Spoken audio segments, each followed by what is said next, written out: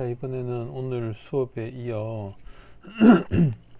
이 전단력도하고 모멘트도를 이 수식을 이용한 풀이를 한 번 더 설명을 하겠습니다. 그래서 그래서 수식을 이용한 풀이는 이 두 식을 사용하는 거죠. 첫 번째는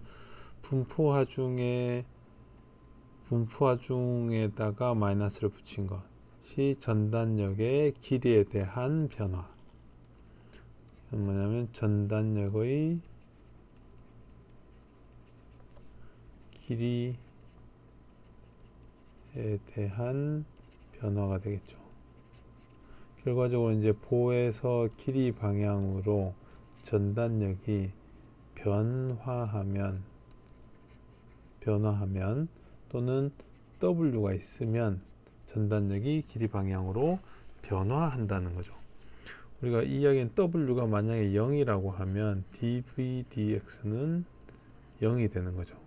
그래서 우리가 집중하중만 있을 때 이 사이에 아무것도 없는 이런 분포하중이 없다라고 했을 때는 이 전단력도에서 내려간 채로 0으로 그대로 같은 값으로 쭉 유지가 됐던 거예요. 그러니까 전단력의 길이 방향에 변화가 없는 거죠. 이쪽이 방향이 x가 길이 방향인 거죠. 그래서 길이 방향으로 변화가 없이 일정하게 된다라는 거예요. 근데 분포하중이 있으면 그 변화가 생긴다라는 거죠. 그리고 또한 전단력이 있으면 이런 전단력이 0이 아니고 값이 있으면 길이 방향으로 모멘트의 변화가 발생한다. 즉 전단력이 존재하면 길이 방향으로 모멘트의 이게 휨 모멘트겠죠. 휨 모멘트의 변화가 있다라는 거예요. 그래서 이 두 식을 이용을 하는 거예요. 그래서 첫 번째 거하고 두 번째 거 아까 전에는 이 두 번째 거부터 풀어줬는데 다시 이제 첫 번째 거부터 다시 풀면 그러니까 W가 지금 이렇게 존재하는 거예요. 전체적으로 이건 45번 문제고 이렇게 쭉 존재를 하는데 이쪽은 왼쪽은 핀이고 오른쪽은 롤러 조인트예요. 그러면 이 전체로 받치는 발력이 있겠죠. 여기는 당연히 모멘트는 줄 수가 없으니까 여기에서는 모멘트가 0이고 A점에서 B점에서도 모멘트 역시 0이라는 것을 알 수는 있죠. 그렇죠? 그렇게 되면 이 RA와 RB를 구해야 되는데 그 RA와 RB는 이 분포화중이 이렇게 놓여 있던 게 전체가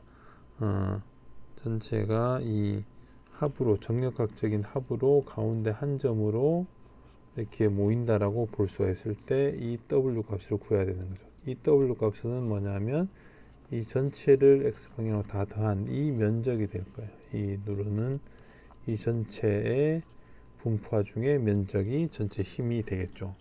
우리가 이렇게 돼 있을 때는 이게 W0라고 했을 때 길이만큼 곱했던 거죠. W라고 한 게 결국 하중의 단위 길이당 하중이 되는 거니까 이걸 다 적분을 하면 되는 거죠. 그래서 0부터 L까지 적분하면 돼요. 그러면 0부터 L까지 적분하면 W0의 사인의 L분의 파이의 X의 dx인 거죠. 그러면 적분하면 되니까 사인의 이거는 치환적분 L분의 파이를 치환하지도 않고 이거를 치환할 필요 없이 이걸 앞쪽에다 나누어 주면 되니까 그 다음에 사인은 코사인이 되겠죠. x가 되고 코사인이 나왔으니까 마이너스가 붙어야 되겠죠. 이렇게 그러면 아까 전에 했던 대로 마이너스의 W0의 파이에 코사인 파이 그러면 이렇게 빼면 마이너스 파이에 마이너스 더하기 코사인 제로 이게 지금 2가 되는 거였고 따라서 W는 파이분의 2W0L 그러니까 RA와 RB는 뭐냐면 W0L 나누기 파이가 되겠죠.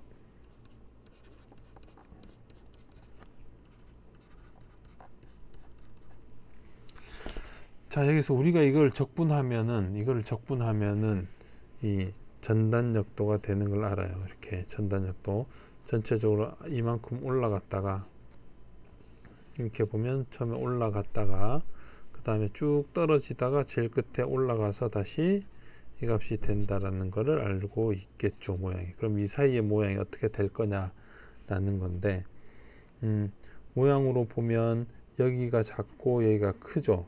그러면 여기까지 나눠보면 대략 그림을 그려보면 여기는 기울기가 작고 여기는 기울기가 크고 이런 형태로 만들어질 거예요. 그 다음에 똑같이 기울기가 크고 작고 기울기가 그대로 크고 여기 와서 작고, 그러니까 이 모양이 이런 모양이 될 거라요. 이런 모양이 될 거라는 걸 예상을 할 수가 있죠.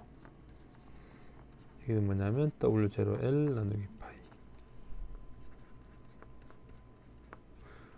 우리가 지난 시간에 했던 대로 모양으로 그리면 이렇게 될 거란 걸 알아요. 될 거란 것을 예상이 가능해요. 예상이 가능한데 우리가 이제 적분으로 그대로 구할 거니까 V는 마이너스 인테그랄의 W dx, 이 식은 외워둡시다. 지금 0부터 x까지 가야 되는 거죠. 그래서 마이너스 0부터 x까지 W가 여기 있으니까 W0에 sin 파이 나누기 L의 x의 dx, 그러니까 마이너스의 W0 나오고 그 다음에 적분하면 되니까 파이분의 L의 코사인 L분의 파이의 x인데 마이너스가 붙어서 0이 되는 거죠. 플러스가 되는 거죠. 그 다음에 이렇게 되겠네요. 여기다가 코사인 L분의 파이 x에다가 마이너스에 지금은 이제 0부터 했으면 더하기 여기다 이제 V0 어떻게 해야 돼요? 그럼 이렇게 하지 말고 여기를 그냥 0의 x를 그대로 두고 이 그대로 정적분을 하지 말고 부정적분을 하자고요. C 이렇게 되겠죠. 이렇게 될 거예요. 근데 우리가 알고는 있죠. 우리가 V가 이 X가 제로일 때 값이 뭐냐면 이게 RA예요. 이게 지금 W0L에 나누기 파이예요. 이렇게 될 거고, 그러기 때문에 여기에다가 이 제로를 넣으면 이 부분이 0이니까 1이 되고, W0L 나누기 파이 더하기 C1이 지금 W0L 나누기 파이가 될 거니까 지워지니까 C1은 0이 될 거예요. 자, 그래서 이 과정을 만약에 미리 했으면, 이 과정을 해서 이것을 알아냈다라고 하면 당연히 알 수 있죠. 알아냈다라고 하면 여기에서 바로 이 C1이 0이라는 것을 알 수가 있어요. 여기에서 이걸 구하게 되면, 이렇게 구하게 되면 두 번째로 하는 거고, 그 다음에 이제 세 번째로는 모멘트는 V dx를 적분하는 거예요. 그러면 이 식이니까 자, 원래대로 이 C1을 지금 현재 모른다고 생각을 해봅시다. C1을 모른다고 생각을 해봅시다.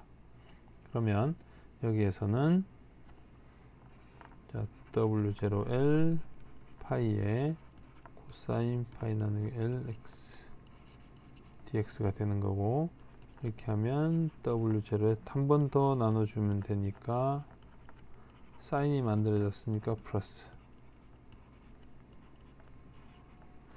여기에 더하기 C1이 있다고 칩시다. 더하기 여기서 이 과정을 거치지 않고 1번 또 거치지 않고 1번 또 거치지 않고 그냥 2번에 단순하게 적분과 적분만 한 경우라고 생각을 합시다. 여기서 보면 단순하게 이 과정과 이 과정만 거쳤다라고 생각을 합시다. 그러면 여기서 C1x에 더하기 C2가 될 거예요. 자, 그러면 이때는 이렇게 됐을 때는 여기에서는 이제 이 경계 조건을 찾는 거예요.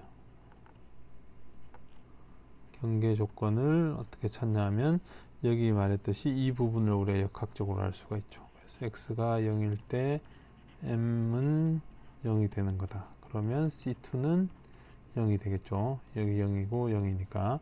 그 다음에 x가 L일 때 m은 0이다 라는 걸 놓으면 이거는 이미 0이 됐고, L 들어가면 파이죠.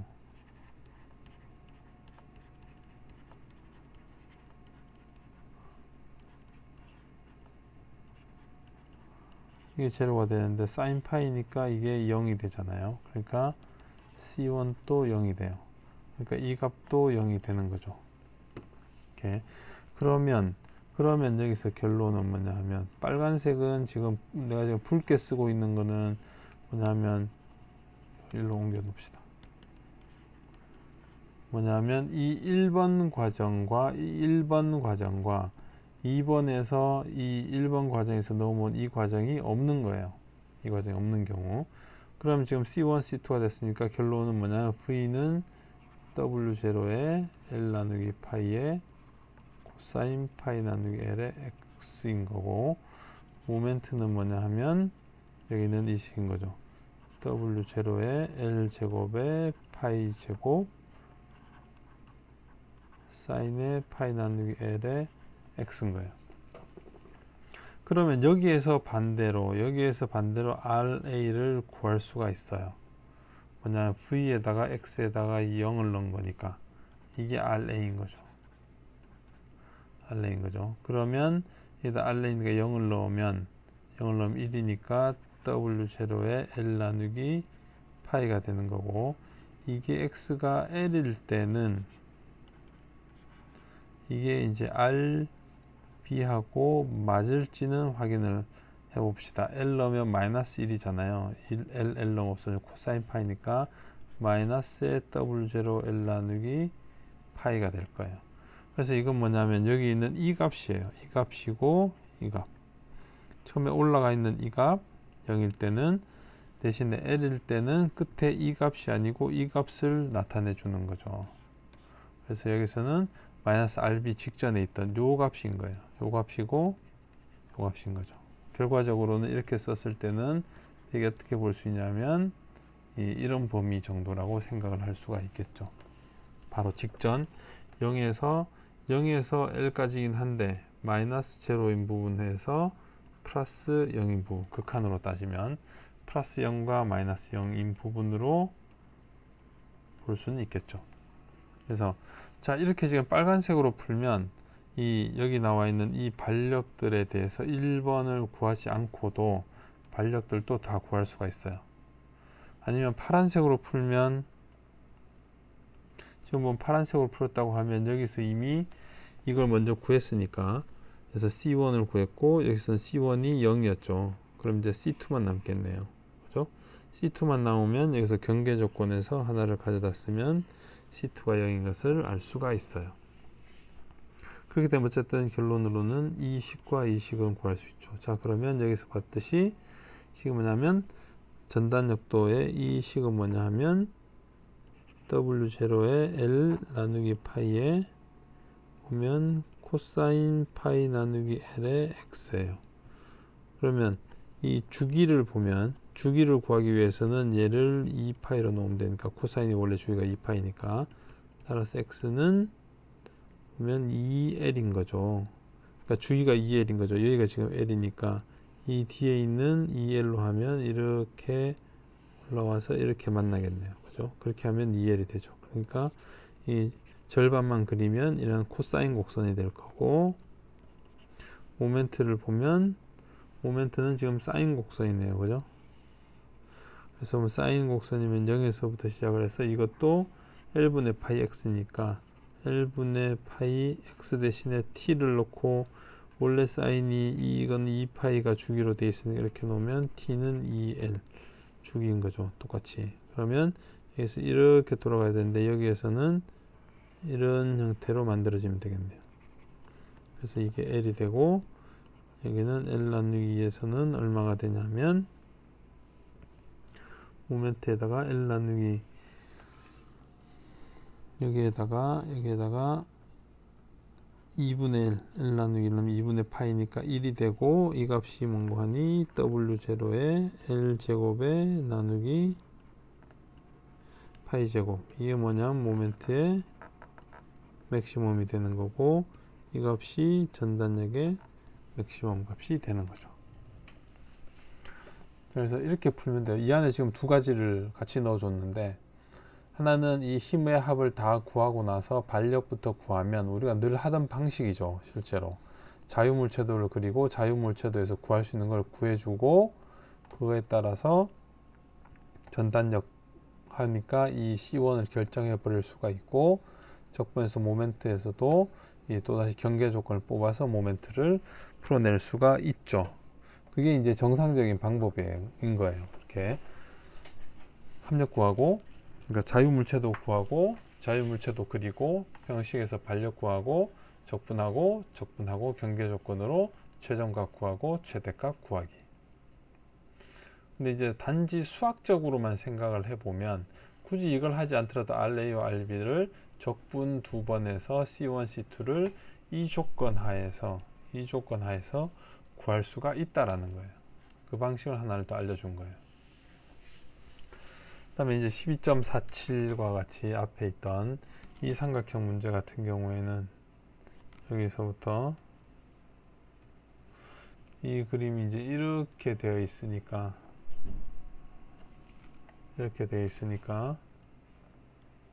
이거는 뭐 이 분포 자체를 바꿀 수도 있는데, 이건 지금 이렇게 분포가 되어 있는 거죠. 길이가 L이고 x가 0일 때는 W0, x가 L일 때는 이게 지워져서 0 W라는 거죠. 식이.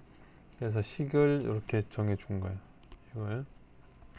물론 여기서도 이야기했지만 반력은 이게 삼각형이니까 삼각형의 무게중심이 되는 지점 3분의 L과 여기 보면 3분의 2L 되는 지점에서 이 집중 하중으로 한산 상당 하중을 구할 수가 있고, 그게 2분의 W0 L이니까 VA와 RA와 RB를 구할 수가 있다는 거죠. 여기서 RA는 3분의 W0 L,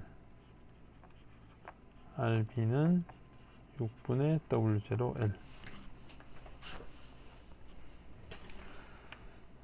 여기에다가 이게 있으니까 이거 곱하여서 이 값이 되는 거고, 이거 곱해서 이 값이 되는 거예요. 그냥 그대로. 자, 그리고 나서 이제 V를 구하면 요 식을 구했으니까 V를 구하면 여기다 마이너스를 붙이면 되죠. 마이너스 W0에 마이너스니까 플러스가 되고 W0에 LX가 되죠. 적분하면 마이너스 W에 W0 X. 여기 x는 제곱이 되고 그래서 앞에 2가 같이 붙게 되고 더하기 C1. 여기서도 이제 실제로는 C1을 여기서 먼저 구할 수도 있어요. V에다가 여기다가 지금 보면 이 상태에다가 x에다가 0을 넣은 값이 얼마가 돼야 되냐 하면 여기는 RA가 돼야 되는 거죠. 이게 돼야 되는 거예요. 그래서 0이면 0 들어갈 거니까 C1이 남겠네요. 그래서 C1이 3분의 W0 L이 될 거예요. 이거를 구해서 내려왔다면. 자, 그대로 또 적분을 하면 2가 되고 제곱이 되고 2분의 1이 붙겠죠. 그 다음에 2가 3이 되고 2에다가 곱하기 여기 밑에다가 곱하기 3이 곱해져서 6이 되겠죠. 적분을 하면 더하기 일단 C1X, C2 그대로 내려왔다고 생각을 합시다. 여기서는 우리가 이걸로 구했으면 구한 다음에 여기서 이 끝단이 핀이니까 여기에서 모멘트는 0이에요. 그러면 0, 0, 0 넣으면 C2는 0인 거죠.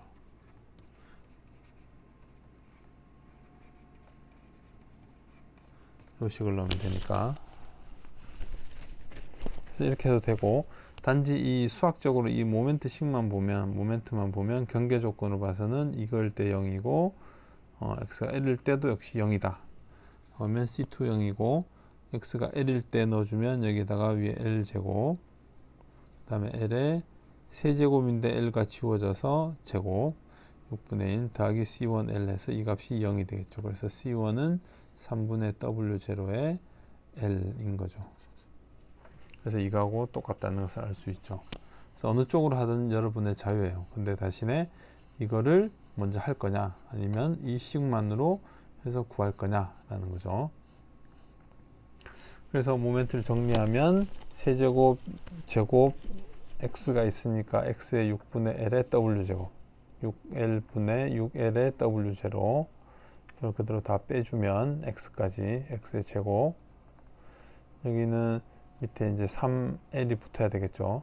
그 다음 여기에는 2l 제곱이 붙어야 되고 그러면 얘는 인수분해가 되니까 이렇게 식을 쓸 수가 있을 거예요.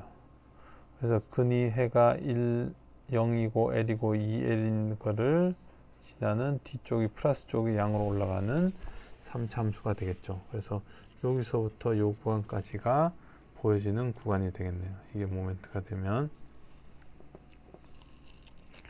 그래서 이걸로 보면 이 그림으로 보면 이제 전단력도 하고 모멘트를 그려보면 여기 보면 전단력도 일단 풀어보면 전단력의 V는 마이너스 W0의 X 더하기 2L분의 W0의 X의 제곱 더하기 3분의 W0L이죠. 그러면 여기서는 2L분의 W0를 빼내면 X의 제곱 여기서 마이너스 2LX 더하기 3이니까 6까지 빼야 되겠네요. 그러면 이걸로 보면 3분의 2L의 제곱이 된 거죠. 그죠? 이렇게 보면 그래서 그냥 6L로 빼면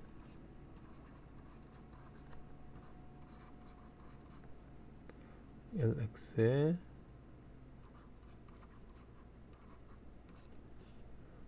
1, 2의 마이너스에 마이너스가 되겠네요. 여기는 1, 6이니까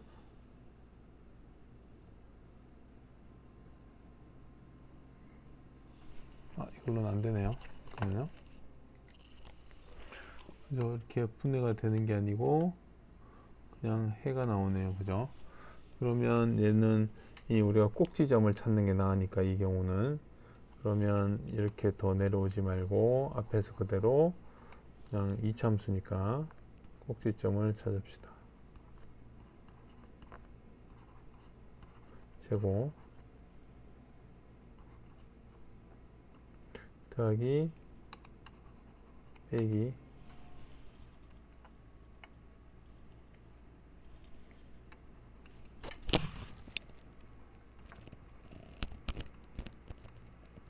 이렇게 쓸 수가 있겠네요.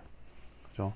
그러면 x가 l일 때가 꼭지점이고 그때가 마이너스 3분의 l 제곱인데 그 곱해주면 x가 이가 앞에 곱해져니까 x가 l일 때 꼭지점인데 v 값이 뭐냐면 마이너스 이 6분의 w0의 l 요 값이었던 거죠. 그죠? 요 값. 그게 지금 여기 나오죠. 꼭지점 값이.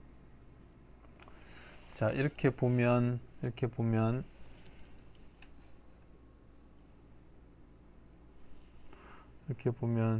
이 식으로 보면 지금 이렇게 내려온 거고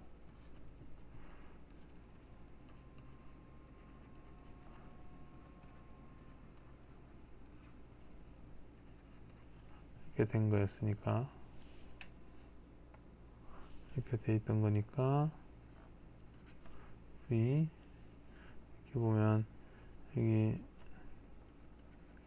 3분의 W0L까지 올라갔다가 그 다음에 얘는 떨어지는 게 뭐냐면 여기가 꼭지점이에요. 이게 뭐냐 마이너스 6분의 W0L까지 이렇게 쭉 내려오는데 여기 끝에서 이렇게 지금 보면 이 마이너스 1차니까 플러스 2차가 되고 여기가 꼭지점이고 x가 l일 때가 꼭지점이었죠. 아까 전에. 그러니까 이게 지금 이렇게 내려와서 이렇게 되는 거예요. 이렇게 올라가는 형태가 될 거예요. 모양으로 보면. 그래서 이 점이 지금 0이 되는 지점 그러니까 전단력이 0이 되는 지점이니까 저 점이 지금 모멘트가 최대가 되는 점일 거고 이게 양에 있고 이 부분이 음에 있으니까 단순하게 위로 한번 이렇게 이 양으로 올라갔다가 여기에서 지금 최대값으로 올라갔다가 다음에 이 지점에서 아까 해가 있었죠, 그죠? 이렇게 해서 0이 되는 부분이죠. 이렇게 0이 되고 실제로는 이렇게 올라간다라고 했죠. 여기가 지금 2L 되는 지점일 거고 이게 L 0이고, 그래서 이 점이 최대가 되는 거예요. 이 점이 모멘트가 식으로 보면. 그래서 이 V의 식이 뭐냐면 요 식이었어요. 요 식. 그래서 요 식이었는데 이 식이 0이 되는 점을 찾아야 되겠죠. 그게 지금 요 점일 거잖아요. 이게 지금 V가 0이 되는 지점, 즉 모멘트가 최대가 되는 지점이니까 이걸 0을 놓으면 이렇게 만들어지고 여기서 풀면, 근해 공식으로 풀면 L은 1 플러스 마이너스 루트 3분의 1.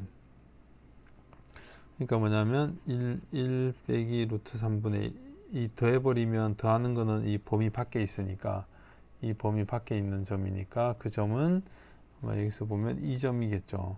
그러니까 이제 이 점을 해야 될 거니까 그거 그대로 넣어주면 0.423L. 그래서 이 점이 0.423L 이 되는 거고, 그때 이 모멘트 식에다 이 값을 넣어주면 되겠죠. 여기에다가 이 값을 넣어주면 되겠네요. 그래서 그때의 모멘트의 최대 크기는 여기 보면 6L분의 W0니까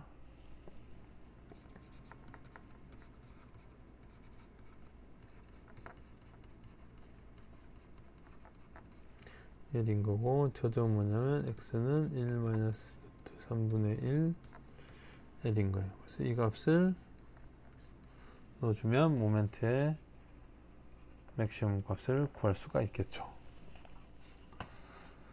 자, 이렇게 실제로는 식을 가지고 여러분들 식이 만약에 편하다고 하면, 이런 식을 구하는 게 편하다고 하면 이렇게 푸는 것도 나쁘지 않아요. 지금과 같이 식을 가지고 푸는 것도 전혀 문제가 될 게 없어요. 이 부분도 이렇게 더 찾으면 되고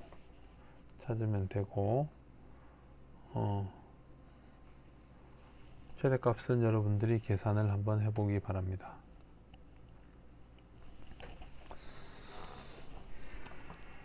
자, 다음은 12.4번 12.4 휨에 대한 등단면보의 설계예요.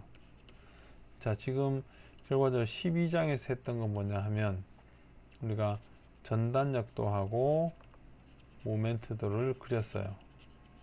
근데 보가 이렇게 쭉 있는데 지금 보의 설계를 다루고 있는 거예요. 빔인데 빔의 보에서 뭐 여러 가지 종류의 보들이 있겠죠. 그 중에서 보의 설계를 다루는데, 보에서의 설계를 어떻게 할 거냐 하면, 설계 해석하고 설계라고, 설계라고 하는 거는 결과적으로 응력에 계산된 값, calculate 된 값이 결과적 허용 응력보다 작은 쪽으로 되도록 단면을 설계를 한다고 이야기를 했어요. 단면. 근데 우리가 지금 여기서부터 여기까지 이쪽 단면하고 여기 단면이 다 동일하다고 가정을 하고 푸는 거예요. 그래서 지금은 이 등단면 보를 다룬다고 했죠. 12장에서는. 그렇게 되니, 자, 여기서 우리가 지금 이 등단면 보를 설계를 하기 위해서는, 설계라고 하는 건 우리가 여기서는 응력 기준으로 설계를 할 수밖에 없어요. 지금은 여러분들이 배운 거는. 그래서 시그마를 계산한 시그마가 우리가 어떤 허용 응력보다 작으면 되는데, 지금 이 값은 뭐냐면 우리가 알기로는 I분의 MC라는 거죠. 최대값이. 그러면 이 등단면 보니까 이거는 형상적인 요소니까 정해져 있는 거죠. 형상에서. 그러면 결국 이게 문제인 거죠. 그래서 모멘트가 최대일 때가 응력이 최대가 되고, 그때 허용 응력하고 비교를 해서 설계를 할 수가 있는 거죠. 그래서 결과적으로 보의 설계에서는 휨을 기준으로 한 보의 설계에서는 응력의 이 모멘트의 최대값을 찾는다 하는 게 가장 중요한 거죠. 근데 이렇게 보의 단면이 있으면 우리가 여기가 어쨌든 중립면이 있고, 그리고 이 이 Y축 방향으로 중립면 기준으로 Y축 방향으로 보면 항상 응력들이 이런 식으로 나타난다고 했죠. 그래서 이 제일 끝부분 표면이 시그마가 최대가 되는 거예요. 위치가.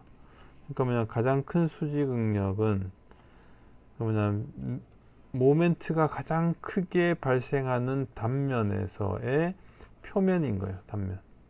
여기에서 우리가 이렇게 보가 있는데 힘들이 이렇게 쭉 들어서 아까 전과 것처럼 뭐 이렇게 걸렸다라고 하면 여기가 맥시멈인 거죠. 그럼 이 단면 중에서 이 단면에서 이 부분 아니면 이 부분에서 파이가 일어나겠죠. 그래서 중립면이 어디 있냐에 따라 또 사각형일 수도 있고 이런 단면일 수도 있으니까 이러면 밑에 있을 거고 그러면 위쪽이 응력이 더 크게 나오겠죠. 그래서 이제 그런 거는 이제 단면에서 보는 거고 결과적으로는 시그마 m은 i분의 mc라고 쓸 수가 있고 여기서 c를 이렇게 나누어서 우리가 단면 탄성계수라고 해서 s라고 썼죠. 이렇게 되면 자 이거는 이 정력학 또는 역학적으로 계산된 값이죠. 이때까지 이거 구하려고 했었잖아요. 정력학적으로 어떻게 보면 정력학적인 거죠. 그러면 이거는 설계를 우리가 잡으면 되는 거죠. 단면을.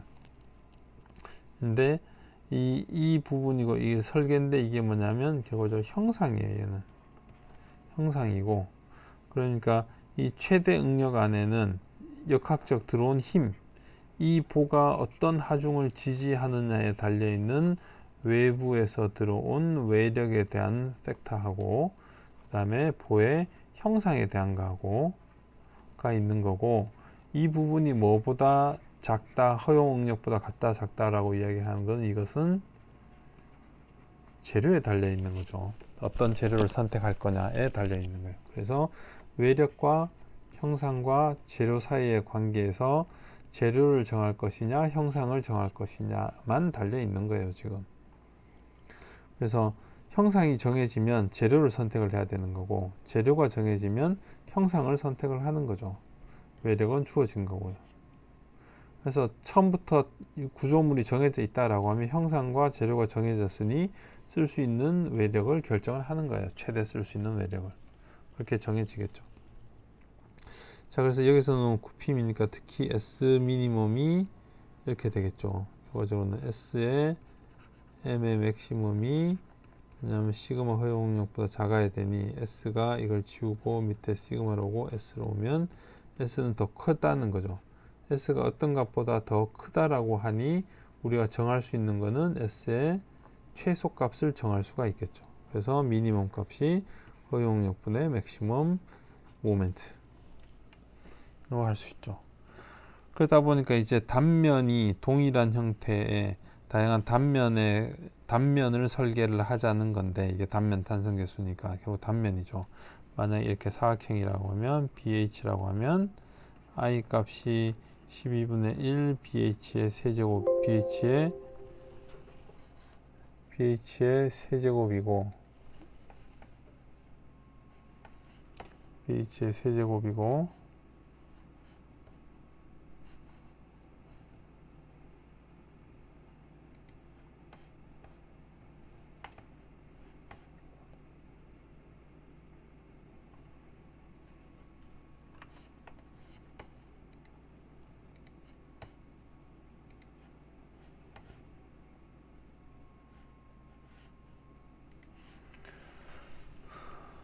자 이게 BH의 세제곱이고 C가 2분의 H니까 S는 6분의 1 BH의 제곱인 거죠. 그러니까 단면의 치수를 결정을 하는 거죠.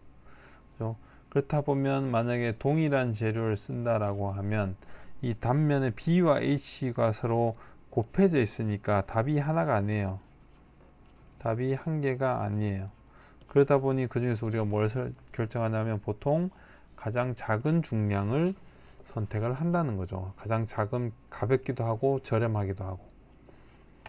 그래서 이 계산한 방법은 재료를 선택한다 라고 하는 거는 재료를 먼저 선택을 한다는 것은 이 허용 또는 인장 강도를 정하게 되는 거죠. 재료의 인장 강도를 정하게 되고 이 안전계수는 여러 가지 이 가공의 방법이든 주로는 이제 이 사용 환경이에요. 사용 환경에 달려 있어요. 에 따라서 안전계수가 결정이 되는 거죠. 우리가 만약에 이 정적인 구조다, 내부에 이 실내에서 가만히 있는 정적인 구조다, 뭐 이러면 FS를 예를 들어서 이제 3을 쓰고, 이 동적인 구조에서 있다라고 하면 뭐 이걸 8을 쓰고 뭐 이런 것들이 있어요. 그래서 이거는 이제 주어진 환경에 따라 정해지는 거고, 사용하고 있는 환경에 따라서 또는 제조하는 그런 상황들에 따라 정해지는 거니까, 이걸 정해지면 우리가 허용 응력을 정할 수 있죠. 이걸 설정하는 거예요. 설계 관점에서는. 그래서 그대로는 전단력도 굽힌 모멘트도에서 모멘트의 맥시멈을 구하고, 그래서 허용 응력을 나누어 주면 이 최소 단면 탄성 계수를 구할 수 있고, 이거에 따라서 BH 사각형인 경우에 아까 여기 있네요. 이렇게 단면과 높이가 정해져 있으면 단면을 결정할 수가 있고, 그리고 B가 정해져 있으면 높이를 결정할 수가 있겠죠. 이 사각형인데 이게 B고 H잖아요. 그럼 위쪽에 뭔가 올려야 될 때 위에 판이 이 폭 B가 정해진다라고 하면, 그러면 H를 정할 수 있죠. 둘 중에 하나만 정해지면 되니까. 그리고 지난번 과제에서 잠깐 나왔지만 압연강보인 경우에는 부록에서 우리가 선택을 해야 됩니다. 그래서 이 가장 단면 탄성 계수를 만족하는 것 중에서 가장 최소 질량을 보통 선택을 하는데, 이건 예제에서 설명을 하도록 하겠습니다. 그래서 만약에 인장과 압축 강도가 서로 재료가 다를 때, 서로 다른 이런 경우는 주로 이제 취성 재료가 주로 많이 해당되겠죠. 내부의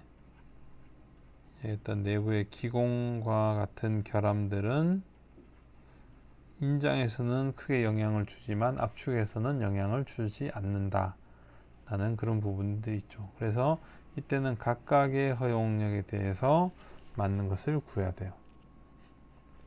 자, 예제 12.4를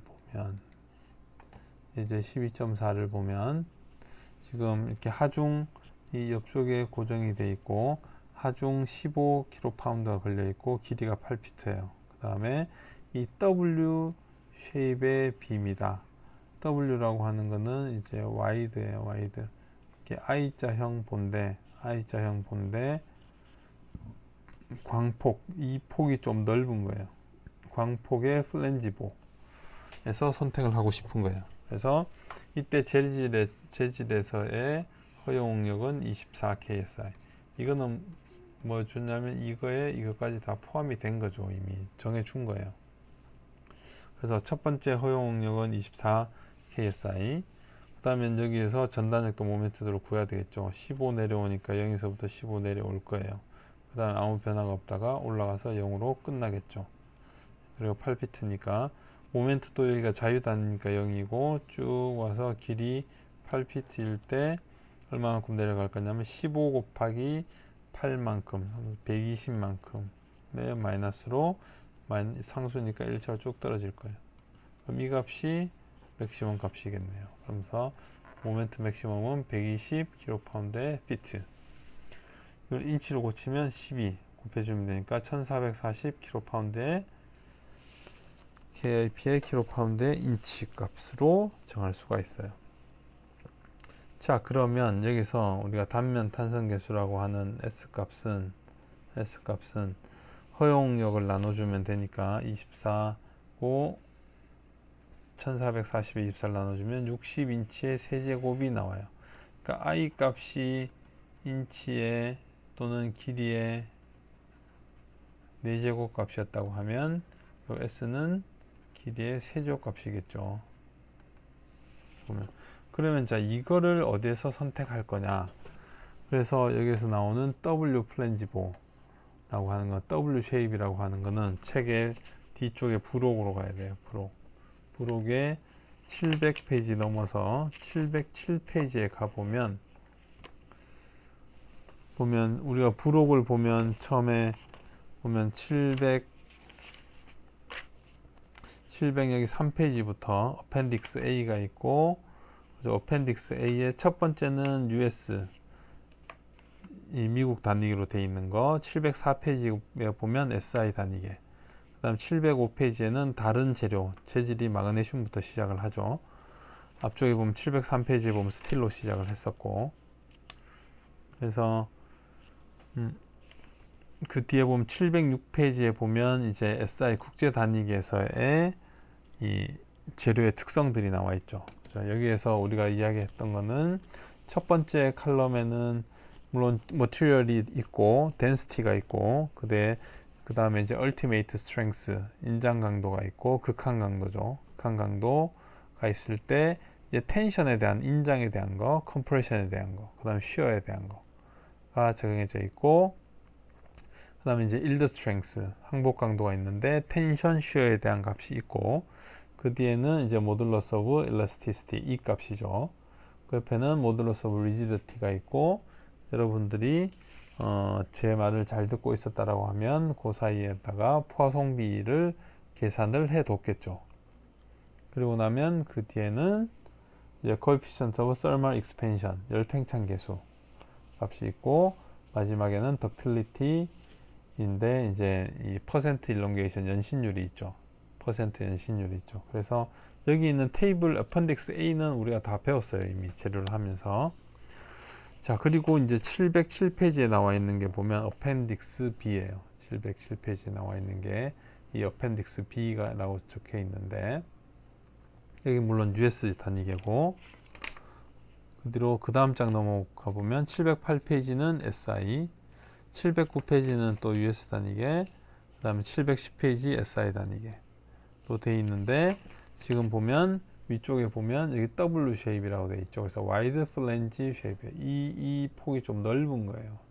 플랜지가 넓은 폭으로 되어 있는 거고, 그게 이제 707 US 단위계면 707, 709 페이지에 있는 거고, 여러분 부록을 넘겨보면 711페이지에 가보면 이제 W 쉐입이 아니고 S 쉐입이 있어요. 작은 거죠. 위에 폭이 굉장히 작아 보이잖아요. 옆에 단면에 그림을 보면. 그게 지금 똑같이 SI 단위계로 해서 712페이지에 있고, 그 다음에 713페이지에 보면 C 쉐입이고, 우리나라 말로 하면 디귿자형이에요. 디귿자형 쉐입에서도 US하고 SI 단위계가 있고, 그 뒤로는 이제 여기 보면 앵글이라고 했는데 equal lex라고 되어 있는 양쪽 길이가 같은 거죠. 우리나라에서 이건 니은자형 보라고 부르는 거죠. 그 다음에 717에 가면 unequal legs, 그러니까 한쪽의 길이가 좀 짧은, 니은자 중에 좀 짧은 거죠. 그렇게 해서 718페이지까지 나와 있는 게 어펜딕스 B예요. 근데 자, 여기에서 우리는 이 문제에서 W 쉐입이라고 했으니까 어펜딕스 B에서 700, 이 경우는 이제 US 단위계로 지금 문제를 풀고 있으니까 어펜딕스 B에서 707, 709페이지를 봐야 돼요. 707페이지의 모양을 보면, 여기서 보면 처음에 보면 데지그네이션이 있어요. 십자 표시 있죠. 여기 표시에서 내려와서 보면 A wide flange shape is designated by the letter W followed by the nominal depth in inch. 그러니까 이게 이제 주어져 있는 이 지정되어 있다는 건데 W 다음에 wide shape이니까 W로 되어 있고, 다른 거면 아까 전에 보면 이 S 쉐입이나 C 쉐입은 앞에가 S나 C로 시작을 해요. 이렇게 되고, 뒤에 보면 equal lex는 L인데 길이를 같이 표현을 해줬죠. 이렇게 볼 수가 있고, 그런데 이 다음에 오는 단어가 뭐냐 하면 레터 W의 다음에 오는 게 뭐냐면 노미널 뎁스예요. 그러니까 이게 대표값이라는 거예요. 이 21이 뭐냐 하면 여기서 보면 뎁스 이 D값이 D값. 이 D값. D값이 보면 21.4, 여기 21 있는 거 보면 21.4, 21, 20.7. 그러니까 21을 기준으로 약간 크고 약간 작고, 여기 W18을 보면 여기 보면 21.8, 아니 18.2, 여기 18 보면 18.2, 18, 17.7, 18 근처에 있는 값이죠. W16이면 16 근처에 있는 값이고, 14면 14를 기준으로 해서 14 정도 기준으로 해서 18 정도부터 13.7까지 쭉 변화를 시킨 거예요. 그게 뭐냐면 이 D가 뭐냐면 depth D예요. 여기서 그러니까 I 빔의 I자형 빔의 높이. 그래서 이거를 이렇게 각각 이걸 쓰기가 뭐하니 대표 값으로 이거는 14의 세트야. 이거는 16의 세트고 이건 18의 세트고 21의 세트야 라고 하는 게 노미널 값이에요. 노미널 뎁스. 그 다음에 and the weight in pound per foot 이라고 하니까 뒤쪽에 있는 이 101, 62, 44는 뭐냐 하면 무게예요. 무게. 몇 파운드다 per feet당. 1피트당 보면 1피트당 101파운드짜리 이에 보라는 거예요. 근데 이 값은 뭐하고 관련이 되어 있을 거냐면 얘는 여기서 보면 이 값은 뭐냐 하면 무게예요. 무게인데 이게 보면 길이니까 결과적으로는 단위 길이당 무게예요. 단위 길이당 무게를 표현한 거예요. 그래서 내가 단면이 이렇게 됐으니까 이거 1피트가 있으면 그 걔는 101파운드짜리야. 내가 이걸 쓰면 44파운드밖에 안 돼. 이런 이야기예요. 근데 얘는 결과적으로 뭐냐면 이 무게라고 하는 거는 뭐냐 하면 무게라고 하는 거는 웨이트는 부피 곱하기 밀도인 거죠. 이 밀도 부피분의 질량이니까 이게 질량이 되고 곱하기 중력 가속도를 곱한 거예요. 이렇게 웨이트라고 한 거는 이게 지금 질량이고 이게 질량이 되는 거고 이게 중력 가속도니까 결과적으로는 부피 곱하기 밀도인데 이거는 스틸로 돼 있으니까 밀도가 정해져 있어요. 똑같아요. 이거는 그러니까 결과적으로 부피에만 달려 있는 거죠. 그러니까 부피라고 하는 거는 이 단면의 면적 곱하기 이 길인 거죠. 이게 지금 부피잖아요. 부피는 이거 두 개 곱한 거. 그러니까 지금 이거를 나누어서 L을 여기다 갖다 붙이면 결과적으로는 이 단면 값이에요. 단면의 면적에 비례하는 값인 거예요. 이 값이. 결과적으로는 이거냐에 따라서 이 면적의 차이인 건데 이 단면적을 대략적으로 이 D하고 이 T하고 이런 걸 하면 구할 수가 있는데 BF 여기서 보면 BF에다가 이 TF를 곱하고 그 두 개가 있고 여기서 보면 웹 두께에다가 이 D에다가 이거 두 개를 뺀 값이겠죠. 이제 에어리어는 보면 2배의 BF 곱하기 TF. 물론 이 웹에서 라운드 부분도 있고 해서 좀 차이는 나지만 대략적으로는 이렇게 될 거예요. 그 다음에 이제 D에다가 빼기 2배의 TF에다가 곱하기 TW 값이 될 거예요. 에어리어는. 그래서 그거에 대해서 비를 해놓은 값이에요. 결과적으로 이건 뭐냐 하면 이 같은 21 계열 중에서도 이 단면의 이 높이는 비슷하지만 단면이 다른 거예요. 단면이 어떻게 다르냐면 여기서 보면 이제 BF는 위드스죠. 여기서 보면 이 폭인 거죠. 그러니까 여기서 첫 번째 거 보면 이 높이는 비슷한데 첫 번째 거는 이게 굉장히 넓어요. 이 다른 것보다는. 그 다음에 이 TF 이 두께도 그렇기 때문에 그 두께도 같이 연동해서 크기가 달라져요. 그리고 이 중간에 지지하기 위한 웹 thickness도 TW도 비슷하게 이렇게 변화를 해요. 그래서 이런 값들이 다 망라가 된 게 에어리고 그거를 에어리어고 얘를 바꿔놓은 게 이 값이 되는 거죠. 단위 길이당 무게가 되는 거죠. 자, 그러고 나면 그 뒤에 보면 엑시스 XX와 YY가 있어요. 이게 이 축상으로 굽힘이 일어날 때, YY는 이 축상으로 굽힘이 일어날 때. 그 이야기는 이렇게 돼 있을 때는 XX를 쓰는 거고, 이게 이렇게 되면 이건 H빔이에요. 우리가 말하는 H빔이 되는 거고, 이거는 이제 I빔이 되는 거죠. 모양으로 보면. 이렇게 됐을 때는 이게 Y의 Y 프라임으로 이렇게 굽힘이 일어날 때. 를 보는 거예요. 이거는 이제 이렇게 쓸 수도 있고 힘 굽힘에 대해서 이렇게 쓸 수도 있어요. 모양에 따라서는. 그래서 이거에 따라서 x와 y가 정해져 있고 첫 번째 건 I 값, 두 번째는 S라고 해서 이게 단면 탄성 계수죠. 지금 우리가 계산하고 있는 거.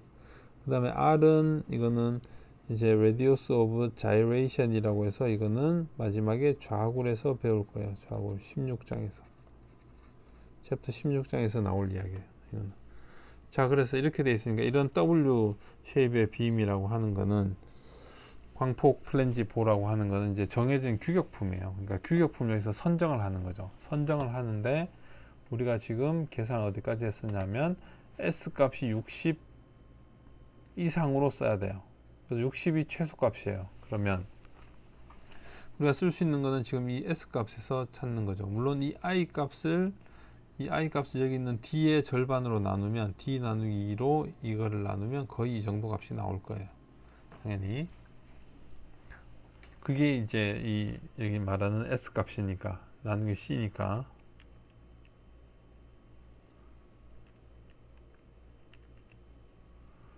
이렇게 나눠보면 2420에 2420 혹시 계산기 있으면 나누기 여기는 뎁스니까 21.4 곱하기 1을 해주면 되죠. 그러면 226이에요. 그러니까 227이니까 거의 맞죠. 그렇게 C 그렇게 될 거니까. 그러니까 이 값들이 보면 모양을 보면 위쪽이 크고 아래쪽으로 갈수록 작아져요. 위가 크고 이것도 그 다음 것도 마찬가지죠. 그래서 이 W21짜리를 쓸 거면 내가 이것들 중에서는 81.6만 쓰면 돼요. 이거는 더 과도한 설계인 거잖아요. 그러니까 얘를 선택할 수가 있고 W18 중에서는 이 57.6은 60보다 작으니까 안 되고 88.9를 선택할 수 있을 거고 W16에서는 47.2는 안 되고 64.7 이후의 건 선택할 이유도 없는 거죠. 과도한 설계가 되는 거니까. W14에서는 62.6을 선택을 하고 그 뒤에 보면 W12 그 다음 709페이지에 여기서 보면 51.5고 64.2 이걸 선택할 수가 있겠죠. W12에 50 그 다음엔 60인 게 있네요. 60 최저니까 W10에 54 그러니까 W12에 50 W10에 54 밑으로 W8이 가면 가장 작은 것도 가장 큰 것도 52밖에 안 되니까 이 밑으로 쓸 수가 없는 거예요. 그래서 W10에 54, 12에 50, 14에 43, 16에 40, 18에 50, 21에 44를 쓸 수가 있는 거예요. 그래서 지금 S가 60인치의 세제곱보다 큰 모델 중에서 가장 작은 중량을 선택하면 되니까 우리가 쓸 수 있는 후보군은 뭐냐면 이렇게 돼 있어요. 여기서부터. 그래서 여기까지 4개는 707페이지에 있던 거고 밑에는 709페이지에 있던 거고 이거보다 작게는 나오질 않아요. 그러니까 이것 중에서 우리가 쓸 수 있는 것은 1, 2, 3, 4, 5, 6, 6가지 중에 뭐든 써도 관계는 없어요. 근데 다만 여기에서 우리가 가장 효율적인 것을 택해야 되니 가장 최소 중량을 선택을 하면 돼요.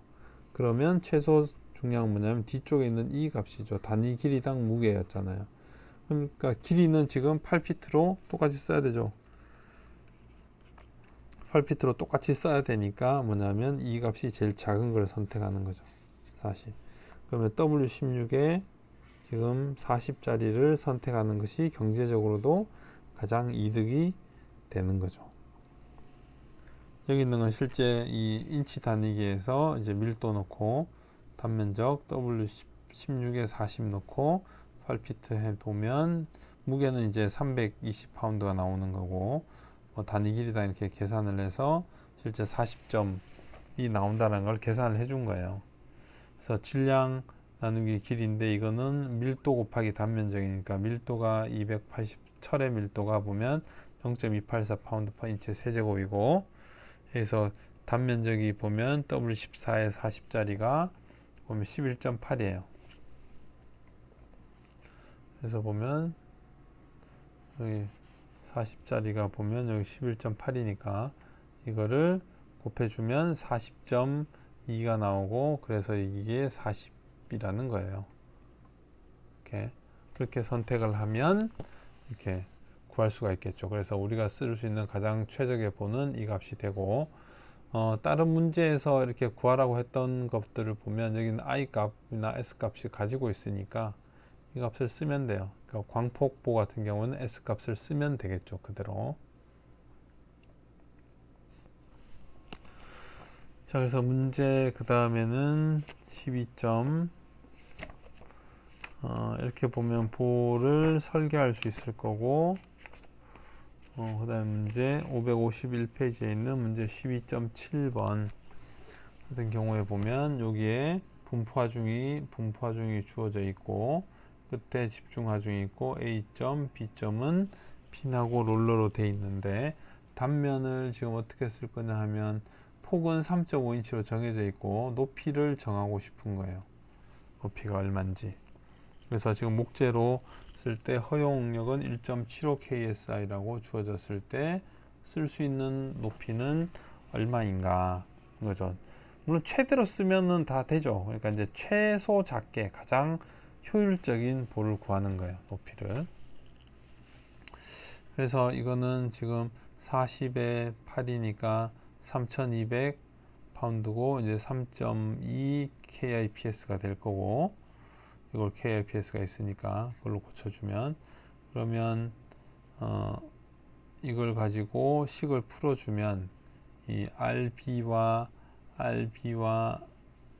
RA 값을 구할 수가 있겠죠.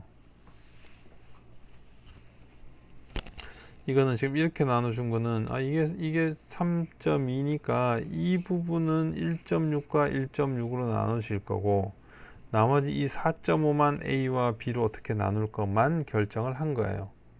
그래서 지금 여기서 보면 이 부분이 지금 여기하고 여기가 있는데, 여기하고 여기가 있는데, 보면 이게 8이고 4니까 이 4.5 킬로파운드만 여기하고 여기로 나누어 주면 되겠다라고 해서 식을 쓴 거예요. 그래서 MA에다 0을 놓으면 RB 곱하기 8 했는 게 12 곱하기 4.5에서 RB가 6.75가 나온 거예요.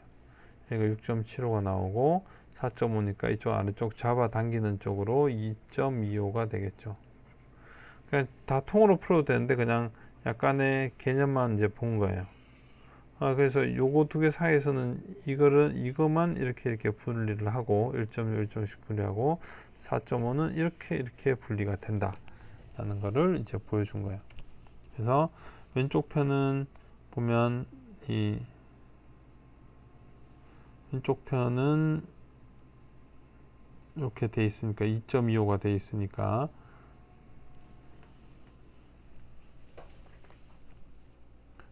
돼서 마이너스 0.65 마이너스의 0.65의 값을 갖게 되고, 이쪽 부분은 이 B는 8.35로 위쪽으로 작용을 하죠. 그러면 전단력도를 그러면 마이너스 0.65 내려왔고, 여기서부터 3.2만큼 쭉 내려와야 되니까 0.65에서 3.2만큼 내려와야 되죠.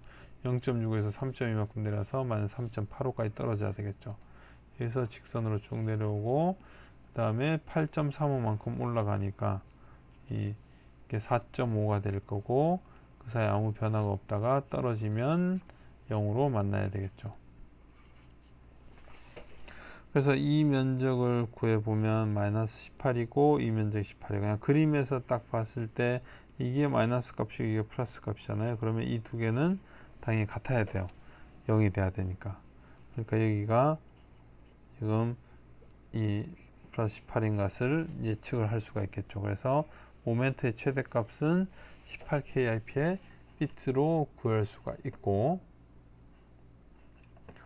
이렇게 보면 전단력도 이렇게 그리고 모멘트도는 1차 여기서부터 시작해서 1차로 쭉 내려갔으니까 얼마만큼 마이너스 18까지는 내려갈 거예요. 최대. 근데 이게 마이너스 1차니까 이거 마이너스 2차가 될 거라는 거죠. 그래서 모양 보면 여기보다 여기가 크니까 이렇게 될 거니까 이렇게 그림이 그려질 거고, 2차 곡선이 되고 여기는 일정하니까 직선으로 올라갈 거예요. 그러면 이제 S 값은 뭐냐면 허용력 1.75에 최대는 18KIP의 피트니까 피트를 인치로 고치면 12인치가 되니까 그러면 123.43인치의 세제곱. 그럼 지금 사각형이니까 여기 B는 정해져 있고 H를 정하는 거라고 그랬죠. B는 3.5. 하고 하면 S를 구하면 H는 14.546보다 더 커야 된다. 즉 H는 14.55인치보다 더 크게 올려서 이렇게 잡으면 되겠죠. 그래서 여기 보면 홈워크로 돼 있는 게 지금 1, 2, 3, 4, 5, 6, 7, 8번 8개가 있는데 여러분들 이렇게 다 하면 힘들 수가 있으니까 줄여서 57, 58은 같은 문제니까 같은 거니까 일단 57번 풀고요. 그냥 다 풀고 싶은 사람들은 풀어도 돼요. 이제 최소 문제만 정해 줄 거니까 62번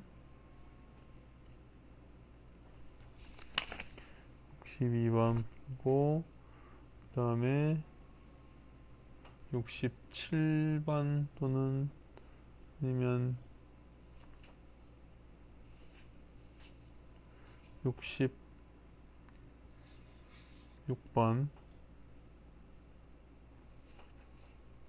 66번 풀고 그 다음에 75번은 조금 75, 74는 일단 여기서 안 푸는 게 좋을 것 같고 일단 이 부분들만 해야 되니까 그 다음에 64번 이렇게 풀게요.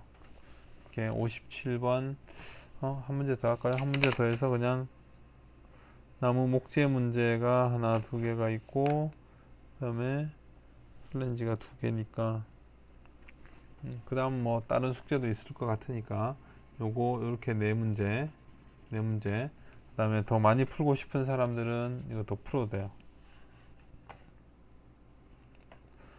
여기 57번은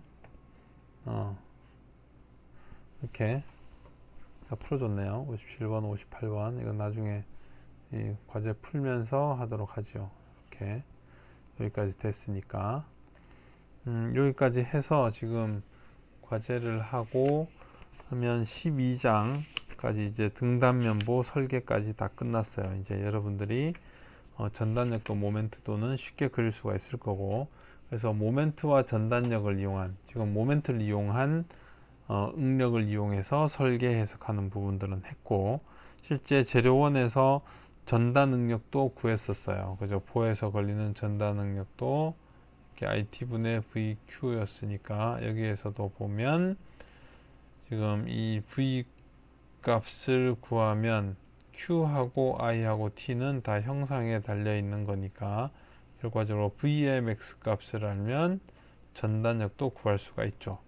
그래서 이 값은 우리가 대개 어떤 K의 A분의 V로 이렇게 정해진다고 했잖아요. 그러면 단면을 정할 수 있는 거예요. 형상, 쉬운 형상에 따라서는.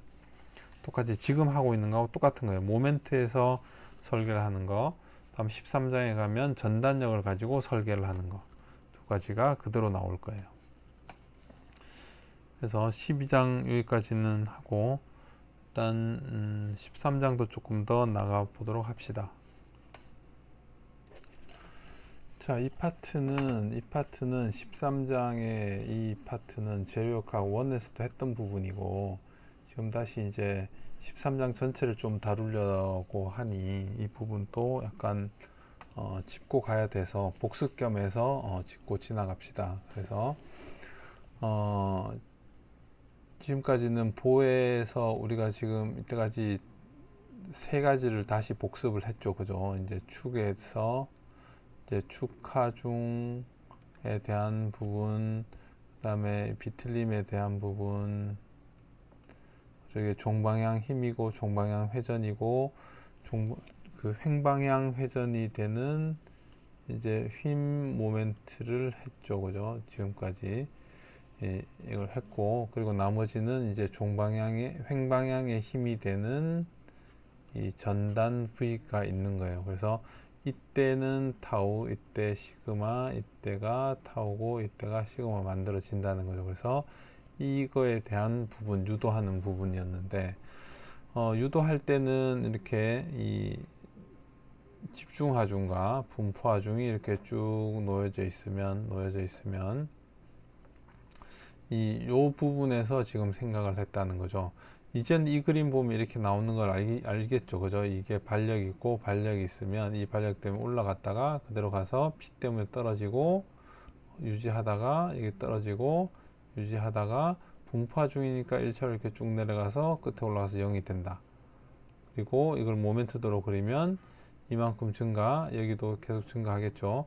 여기도 영향값이니까 증가를 하다가 여기서 보면 내려가는 1차니까 모양이 약간 올라갔다 이렇게 해서 떨어져서 이렇게 만나게 될 거예요. 그래서 여기서 최대값, 요 위치에서 최대값이 되겠죠. 그래서 분포화 중에 어딘가 위치에서 최대 모멘트 값이 나타나게 될 거고, 전단 능력은 여기가 되거나 아니면 이 부분이 되겠죠. 그래서 여기가 되거나 여기가 되거나 전단 능력, 전단력으로만 보면 그렇게 되겠죠. 그래서 어쨌든 이걸 이제 단면은 대칭인 부분에서 단면에서 요 보에서 우리가 보통은 여기서부터 여기까지 다 잘라서 생각을 했는데 여기에서는 이제 요 부분만 잘라서 본 거죠. 이렇게 전체를 다 안 보고 보에서 보면 위쪽 일부분만 가지고 위쪽 일부분만 이 면적 이 A로 잡고 식을 구한 거죠. 그래서 요 윗부분에서 요 CD 부분만 보면 분포화 중이 쭉 지워지고 오른쪽에서는 아래쪽 전단력이고 왼쪽에서는 위쪽 전단력이겠죠. 모멘트는 당연히 이렇게 되고 이렇게 될 거고. 그래서 CD에서 D쪽에서는 보면 여기에 걸리는 MD에 의해서 이쪽 보면 MD와 여기에서는 MD와 MC에 의해서 이 위쪽 부분은 여기가 중립면이니까 위쪽 부분은 이렇게 보면 위쪽 부분은 압축이 걸리고 아래쪽은 인장이 걸리고 이렇게 누르게 되면 여기서는 반대로 이쪽을 이거 누르는 쪽이라고 봅시다. 플러스 마이너스가 아니고 이 방향대로 그냥 맞추어서 위쪽은 D쪽에서는 이렇게 누르고 C쪽에서는 이렇게 누르는 형태가 되겠죠. 근데 이제 요 부분까지만 쓴 거니까 이 밑에 걸 고려를 안 하고 밑에를 다 합치면은 이 중립면에서부터 시작해서 0이 되겠지만 그게 아니고 지금 이렇게만 이용을 한 거니까 이렇게만 한 거니까 이제 요 부분만 남아 있는 거죠. 그래서 요 부분만 여기다 가져다 이렇게 쓴 거예요. 이렇게 가져다 쓰게 된 거고 그렇게 되니 이 밑에 잘린 면에서는 당연히 이쪽 면에 이 힘이 작용을 해야 돼. 밑에 요 부분만 이렇게 드러낸 거니까 이쪽 편 수평 방향의 델타 H를 자유물체도 상으로 표시를 해준 거죠. 나머지는 그렇게 해서 여기에서 이제 힘 X 방향의 힘의 평형식을 쓰면 델타 H고 밑에 델타 H고 이 시그마 DA가 곱한 게 힘이 되니까 힘의 요 부분 차이가 다만 요 면적까지 A라는 요 면적 내에서만 지금 값을 구해야 되겠죠. 그죠? 이렇게 해서 이 값이 0으로 놓고 나면 물론 A는 여기 Y1으로 되어 있는 위쪽 면적이 되는 거고 이렇게 해서 구할 때 시그마는 i분의 마이너스 my니까 MD와 MC를 방향을 이미 다 고려를 해서 집어넣고 나면 여기서 보면 이 부분이 여기서 이 부분이 MD 마이너스 MC가 되고 나누기 i가 되고 밑에 이 부분이 남았죠. 그래서 이 부분이 이게 지금 델타 m이 되어서 델타 m의 dx가 v라고 우리가 표시가 되기 때문에 즉 이제 모멘트의 차이가 이제 전단력인 거니까 이렇게 되고 요 뒷부분 요 부분은 우리가 q라고 표시를 했죠. 그래서 이렇게 되고 요 델타 m이 되니까 i분의 델타 m이고 뒤에 거는 q로 표시를 했고 그래서 이 dm이라고 하는 거는 dm 델타 m이라고 하는 거는 순간 기울기에다가 그 델타 x를 곱해 준 게 될 거니까 이렇게 쓸 수가 있고 그렇게 되면 요 부값이 요 부분이 이 V로 치환이 될 수가 있겠죠. V로 치환이라기보다 V로 바뀔 수가 있겠죠. 그죠? 우리가 이거는 앞에 있던 12장에서 구했던 부분이니까. 그렇게 되면 결국은 식이 여기 있던 델타 H가 I분의 VQ가 됐고 이 부분이 이제 이 V라고 쓸 수가 있으니까 그래서 이제 델타 x를 나누어서 이 식에서 나누어서 그거를 전단류 q라고 쓰고 i분의 vq라고 표시를 했었죠. 그죠? 그지?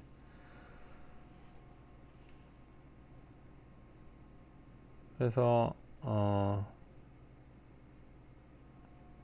이 순수 힘일 때는 뭐 이렇게 모든 부위, 그러니까 m이 일정한 거죠. 순수 힘이 작용했을 때는 결과적으로 상수이기 때문에 이 dm dx가 이 델타 m 나누기 델타 x 길이 방향의 모멘트 변화량이 전단력인데, 순수 힘일 때는 모멘트 변화량이 없으니까 전단력이 존재하지 않는다. 그래서 전단 능력이 발생하지 않고 순수하게 이것만 발생한다라는 설명을 추가로 했던 거였고요. m이 변화하게 되면 이 수직 응력의 차이가 발생을 하고, 이 모멘트가 변화를 하면 결국 여기 있는 모멘트와 여기 있는 모멘트가 달라지면 이거 두 개의 차이에 의해서 이 누르는 힘이 차이가, 이 두 힘이 똑같지 않게 되고 그에 따라서 이 수평력이 존재를 해야 된다는 거죠. 그래서 수직 응력의 차이 때문에 이게 결국 이제 수직력의 차이를 만들어주고, 수직력이라기보다는 이제 압축력의 차이가 되겠죠.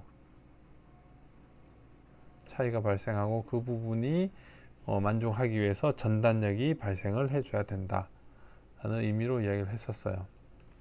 그래서 Q는 Y를 DA를 했는데 이 특정한 면적이 아니고 전체를 다 적분하면 0이 되고, 이 부분이 Y를 우리가 도심이라고 표현했던 부분이 되는 거고, 이 식으로는 이런 부분들도 있었죠. 그죠?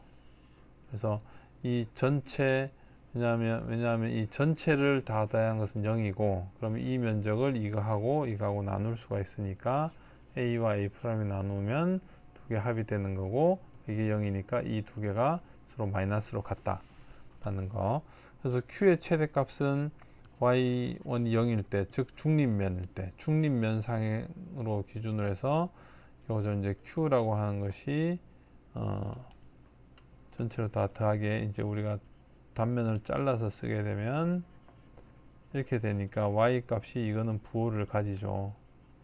부호를 가지니까 결과적으로 이 위쪽에는 이게 양의 값이고 아래쪽에서는 음의 값이니까, 결과적으로 보면 여기서부터 여기까지 내려올 때까지 계속 양의 값이니까 이 면에서 가장 최대값, 내려가면 조금이라도 빠지게 될 거니까 이 조금씩 줄어드는 값이죠. 그래서 중립면에서 가장 크다는 것.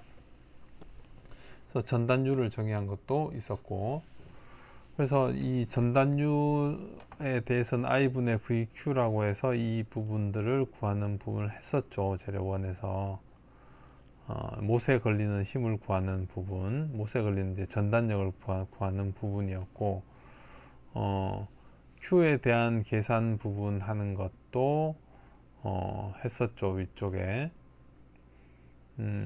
그래서 전단 능력은 델타 H가 I분의 VQ의 델타 X라고 우리가 유도를 했었는데, 그 부분이 이제 이렇게 작용하는 게 수평력으로 이쪽 방향으로 이렇게 작용을 하게 되니까, 여기서 실제로 이제 이 부분을 뗀 거죠. 전체에서 이제 이렇게 보면 떼서 여기에 델타 H가 작용한다고 보는 거니까. 그런데 여기에서 보면 이 델타 A라고 하는 게, 여기서 델타 A라고 하는 게 T, 이 옆에 폭 곱하기 이쪽 방향의 델타 X죠. 이게 지금 어떻게 보면 델타 A라고 볼 수가 있는 거죠. 그래서 T 곱하기, 여기서부터 여기까지 T 곱하기, 이렇게 보면 여기서 이제 이렇게 보면 T 곱하기 DX죠. 그게 델타 A니까 이 델타 H를 델타 A로 나눠준 게 뭐냐면 이게 전단 능력이 되겠죠. 이 면에 걸리는 수평 방향 힘이니까. 그렇게 되면 여기다가 이걸 나눠주면 IT분의 VQ가 됐고, 이게 타우의 평균값이라고 우리가 이야기를 했죠. 이 평균값은 뭐냐면 여기서 보듯이 실제로는 전단 능력이 이렇게 작용, 또는 여기서도 이렇게 작용해서 끝에가 더 크게 나오는데, 우리는 이 평균값을 구한 거다. 그래서 타우 평균값인 거고, IT분의 VQ라고 우리가 썼다 하고 이야기를 했었죠. 그래서 물론 이 T가 일정할 때는 T가 일정하면 I는 단면에서 일정한 거니까, 이렇게 되면 지금 T 값이 이 위치에 따라서 달라지는 거죠. 이게 t 값이. 근데 이제 t가 일정하게 되면 q가 맥시멈일 때가 최대가 될 거니까 그 위치는 중립축에서 최대가 될 거다라는 것을 이야기를 한 거예요. 그래서 제일 위쪽에서는 이 하중이 없기 때문에 이 수평 방향의 하중이 없죠. 여기서 이렇게 됐을 때 보면 이 면과 이 면은 이 면적을 잘라낼 수가 없기 때문에, 즉 Q가 0이기 때문에 여기하고 여기에서는 보면은 전달 능력이 없고, Y가 0일 때 중립면에서는 Q가 맥시멈 값이 되고 타우 평균 값이 최대 값이 되겠죠. 그 다음에 만약에 이제 H가 B보다 더 크게 되면, 즉 이렇게 생긴 그런 형태가 되면 거의 일정한 타우값. 이게 벌어지게 되면, 이게 약간 이렇게 벌어지게 되면 이게 굉장히 이렇게 차이가 많이 났었죠. 그래서 이거는 밑에 책에 있던 다른 부분의 설명에서, 책에서 보면 500페이지, 567페이지 아래쪽 부분에서 그 이야기를 했었죠. 그래서 종방향으로 이렇게 많이 서 있을 때, 높이 방향으로 많이 서 있을 때는 여기서부터 최대값과 평균값이 차이가 거의 나지 않는다 라고 했었고, 이게 지금 폭이 넓어지게 되면은 차이가 많이 난다 라고 이야기를 했었죠.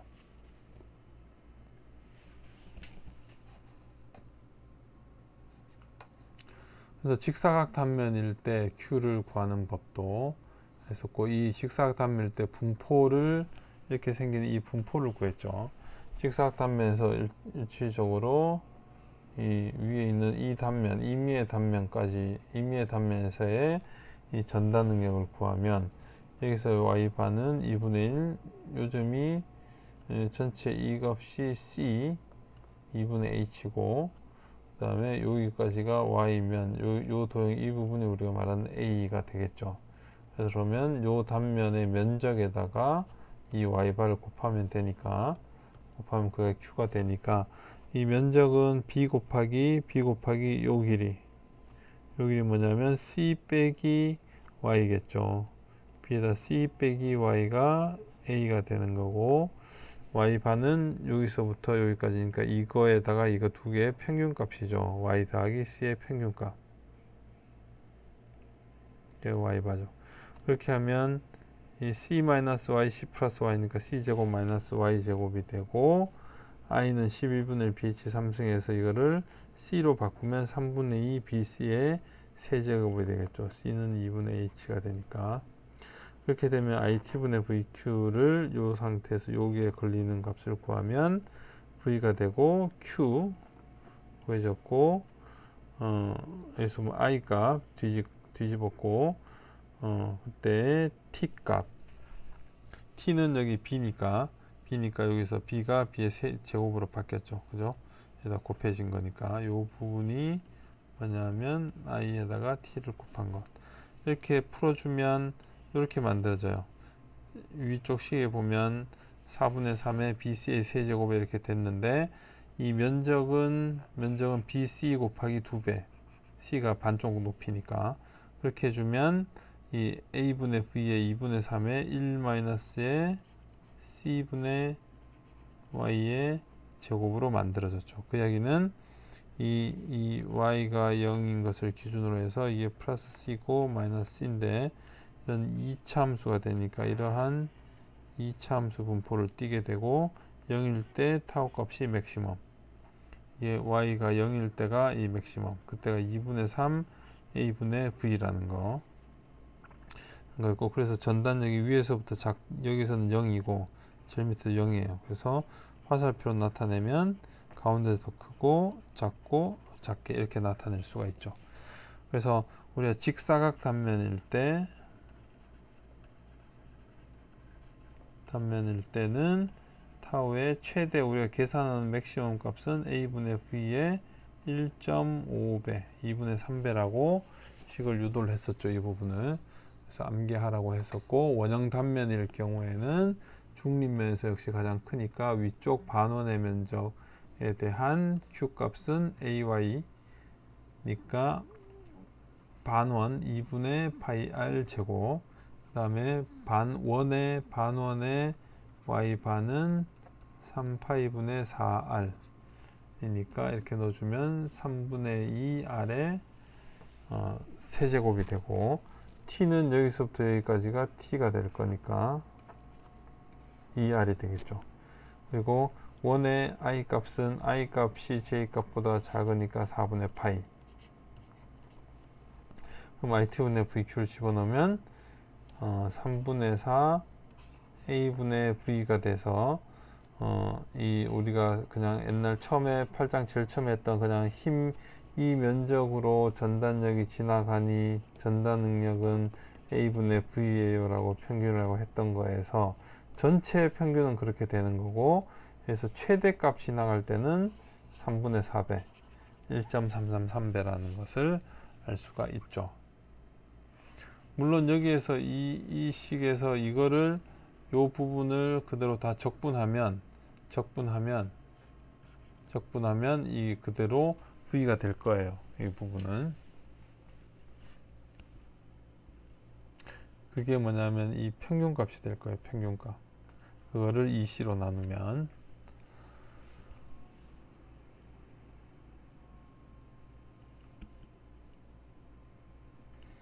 그러니까 이 값을 0부터 마이너스 c부터 c까지 적분을 하면 이 타우의 평균값을 뽑을 수가 있죠. 타우의 평균값은 뭐냐면 이 타우를 전체를 y에 대해서 적분을 하고, 근데 마이너스 c에서부터 c까지 적분을 하고 그거를 총 2c로 나눠준 게 평균값이 되겠죠. 그렇게 구해보면은 이 값을 알 수가 있을 거예요. 그래서 일단 이렇게 해보면 V의 A고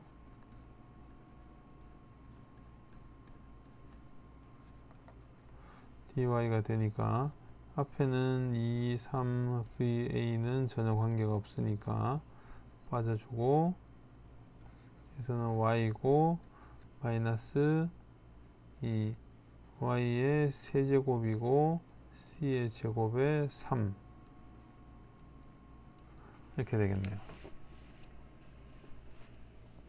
이렇게 보면 이거는 2c가 되고, 이거는 마이너스에 c의 세제곱이니까 마이너스 3분의 c에, 그 다음에 이 더하기에 마이너스가 또 들어가니까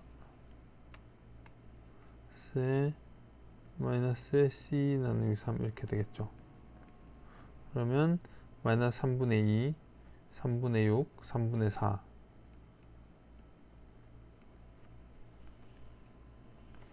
곱하기 2분의 3 v 나누기 a가 되니까 이 값은 뭐냐 하면 2c 곱하기 v 나누기 a가 될 거예요.